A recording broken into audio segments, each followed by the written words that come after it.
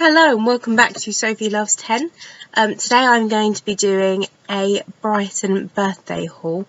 I have got my update for the Booktube-a-thon, but I'm working on it because it's on my camera and my camera's not working with my laptop at the moment, so I'm going to try and have to figure that out and put the video together at some point, but that is coming soon. I did film the beginning for it this morning, just before work. Tried to get it in quick so I could upload it this morning, but it didn't work quite like that. So I will upload that very soon. Sorry about my hair, it's frizzier than usual because it's so hot in England at the moment. I got the train to Brighton and I carried this bag full of books on the way back, and it weighed quite a little bit. So I shall show you. I have got pictures of the bookshops that I visited. I will either put them at the end of this video or I'll put them at the end of my TBR update. So I got a couple of new books and a couple of second hand. The first, we went to the lanes and there's loads of second hand bookshops around there. We went to a comic book shop because my boyfriend likes comic books as well, and I picked up this one because Flamingo Reads, Tracy's got this, and it looked really interesting, so I thought I'd pick it up as well. And this is Beauty by Jeremy Hahn, Jason A. Hurley and John Ronch, and this is about a sexually transmitted disease, I think. It says, a modern society obsessed with outward beauty. What if there was no way to guarantee you would become more and more beautiful every day? What if it was a sexually transmitted disease? The world of the beauty, physical perfection is one sexual encounter away. The vast majority of the population has taken advantage of it.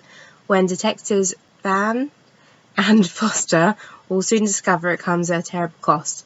Now they have to find their way past corrupt politicians, vengeful federal agents, and a terrifying mercenary out to collect the price on their heads. So I think that sounds really good. This is the first 6 issues of the comic. I think the artwork's amazing. It looks a little bit like Sex Criminals, like that kind of artwork. So I'm sure I'm going to enjoy this. It was £7.50 and it was from Dave's Comics in Brighton, so if you ever get to go visit, because they have loads of different comics and it's really good in there. Sorry, the lighting's just changed, it's getting darker outside. So the next shop I will talk about is, I went to the Waterstones there, as you do. I tend to go to a lot of Waterstones. I had £10 on my stamp card, so I could use that. So I thought I'd pick up some more expensive books that I wouldn't usually pick up full price, second hand. So I've got Every Heart a Doorway by Sean Maguire, which has been spoken a lot on YouTube. And this is about different doors to different fairy tales, I believe. And it's been, the reason I picked this up was I was watching someone's video and they said that it's very Alice in Wonderland-esque, so straight away I got it.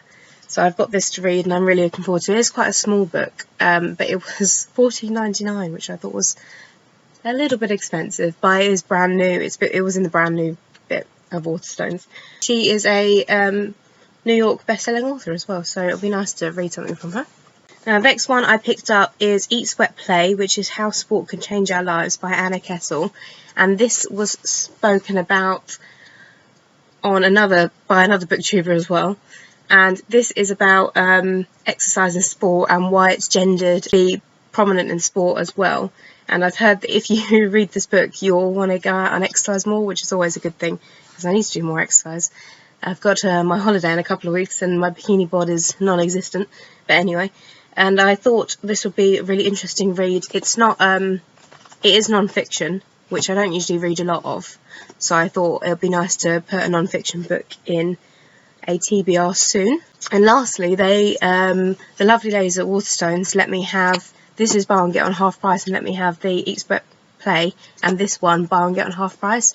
So I got The Gap in Time by Jeanette Winterson, and also Flamingo Reads. I'll link her channel down below. She was talking about how Jeanette Winterson's quite a predominant author and how a lot of people on YouTube have read her books, and I've never read anything by her. I've heard of a lot of her books, but this is her newest one, I believe, and it stuck out to me the most. This is when a lot of the authors rewrote or reworked a Shakespearean play, and she picked The Winter's Tale, which I quite enjoy. This is set in London, and it sounds really interesting, and I'm yet to read one of her books, so I thought I'd start with this one. And it's a shining delight of a novel. according to the New York Times. Another bookshop, which was it's a second-hand bookshop, I believe, but there was brand new books in the back. All the books in the back were £1 per book, about all sorts of things, but I saw two that caught my eye. I've seen these before, but I've seen these for a lot of money, so I thought £1, I'll pick one up.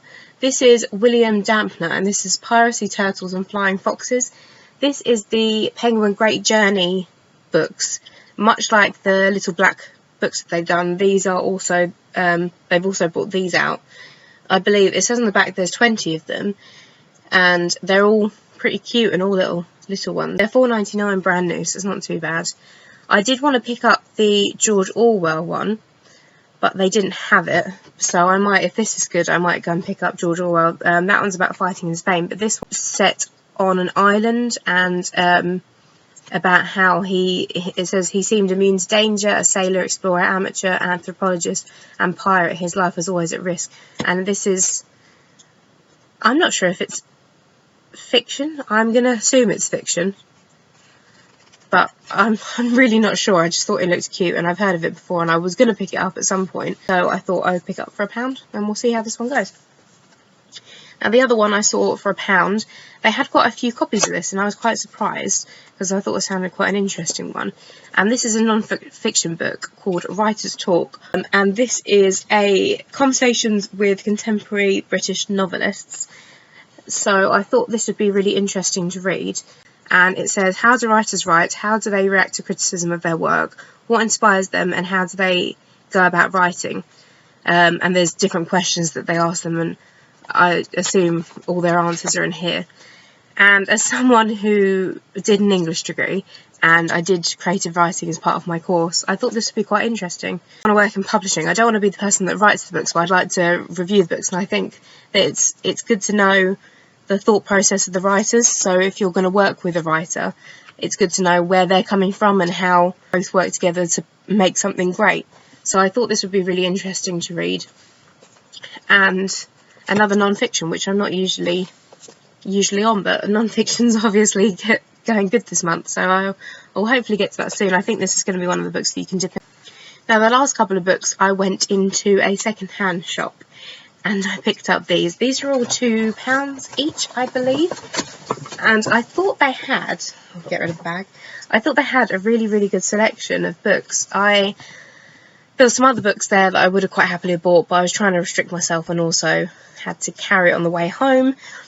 So I got 4 books. The first one, my brother bought me the audiobook of this for my birthday, so I thought I'd buy a copy of the book because I like having the book just on my shelves as well. So I got Mort by Terry Pratchett. Catelyn from Kitty G spoke about this, and she said how she really enjoyed it as one of Terry Pratchett's novels, so I thought this would be a nice one to have on my shelf, as I like having a Terry Pratchett on there just in case I'm in need of a really good science fiction book. So I got this one, and this is all set in the Discworld. Again, as if you've read the Discworld novels, you'll know that it's based around death, and it is about a guy called Mort, and death offers him a job. That's what it says on the back. But I love a good Discworld novel, so I thought I'd get that, and it's one of the older covers as well, which I quite like. Next one, I was really excited to find, because I'd never heard of this before, and I am a fan of Philip Pullman, and this is Lyra's Oxford by Philip Pullman, and this is a companion novel to the series, his Dark Materials, and this is 2 years later after the Amber Spyglass, but it's got a map in it, which I thought was really cute. So I'll open this up. I haven't opened this up yet. Hopefully it's okay. Yeah, so you've got a map in there, which I assume is where Lyra is set to have lived in the books, and it's all about her. There's a chapter called Lyra and the Birds, and it's a super quick read. It's got like different pages, like postcards and things, so I'm sure I'm going to read that soon. It was only like £2, so I thought that was really cute, and I've never heard of this before.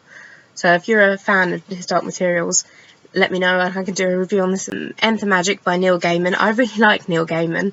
I think it's nice. Like Terry Pratchett, I like to have a Neil Gaiman on my shelf because I think they're two different types of science fiction writers, but Neil Gaiman's one of those ones that I like to have 11 stories range from the scary to the whimsical, the fantastical to the humorous, each a different encounter in which the reader encounters the rich and wonderful imagination of the writer, who knows how to thrill and satisfy his audience. So it's short stories in here, which I'm enjoying recently, and it sounds really good. Neil Gaiman, generally speaking, I always enjoy his stuff, so I shall get to this one soon, I'm sure. And the last one I found, I had a Robin Hobb book on my wish list, and I didn't get it for my birthday. I might end up buying it myself at some point. But I found this one, so I thought I'd try this one. But I need to stop buying the first books of the trilogies and actually finish a trilogy, because it's annoying me how I've been doing this. So this is going to be the first book that I'm going to buy for a Robin Hobb trilogy, and I'm going to try and finish one of the trilogies that I've now got the first book of, because it's stupid now. I haven't finished the story. So I've got Robin Hobb, obviously, the Shaman's Crossing, which is book 1 of the Soldier Son trilogy, and it's another chunker from Robin Hobb, 632 pages. But this one sounds really good as well. This might be the series that I continue first, but we shall see. I do like the sound of it though. This is all about a army and what happens within the army. I really did enjoy the series. It's the Farseer trilogies, isn't it, for the ship? Sorry, the Live Ship Traders. I did really enjoy the first one of that, more so than the Farseer trilogy, which is the Assassin's Apprentice one. So if this one's better than the Ship of Magic, which is, I'm going to have to consult the list now of the books. The Ship of Magic, I might read this series, but we shall see. That was a really long-winded version of saying, if this is good, I'll read this one series first. Is my Brighton birthday book haul. I have got other books coming in the post, but I think I will they are Alice in Wonderland retellings, so I think I'm going to do a video of Alice in Wonderland retellings and just add that onto that video. I've got my update for the Booktube-a-thon coming soon, and I'm going to do my wrap up in the next couple of days, because that is coming to an end today, and I'm so sad because I haven't finished all the books. I'm going to try and finish them as much as I can. So I'm going to go, and I will speak to you all soon. Good luck with the last day of the Booktube-a-thon.